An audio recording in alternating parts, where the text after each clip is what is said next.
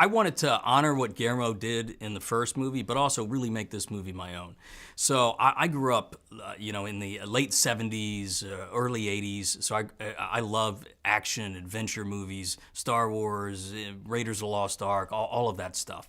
So I really wanted to bring that love into this movie. So first and foremost, I wanted it to be a fun, rollicking adventure that also has moments of great emotion. So that's really what I wanted to bring to this and really concentrate on the characters. I love the CGI and the action and Jaegers and punching kaiju, but without that human interaction, it just wouldn't be as much fun. I grew up loving this genre, this giant monster genre. I loved Ultraman and Space Giants and Johnny Sacco and his flying robot and all the man in suit movies from Toho, Godzilla, Rodan, Gamera.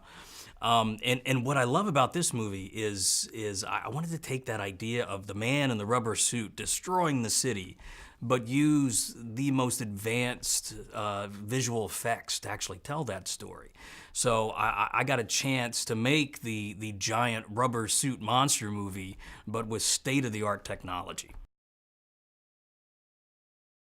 Pacific Rim Uprising, it's 10 years after the end of the first movie, 10 years after the breach was closed. So humanity has had 10 years to redesign all the Jaegers. All the Jaegers were destroyed at the end of the first movie. So I wanted to really advance the technology. I wanted them to look sleeker and faster and more futuristic. And part of that was redesigning the con pod inside the Jaeger. So now the pilots aren't bolted in by their arms and their feet. They have a free range of movement and a maglev system that they float over. And this also allowed me to give the actors the opportunity for more freedom of movement and interacting with each other. Oh yeah, the practical aspect of this movie was very important to me. I did the same thing that Guillermo did. I actually built the con pods, the inside of the Jaeger, and we build them on a 2-story high gimbal, which is a huge machine that shakes the hell out of them.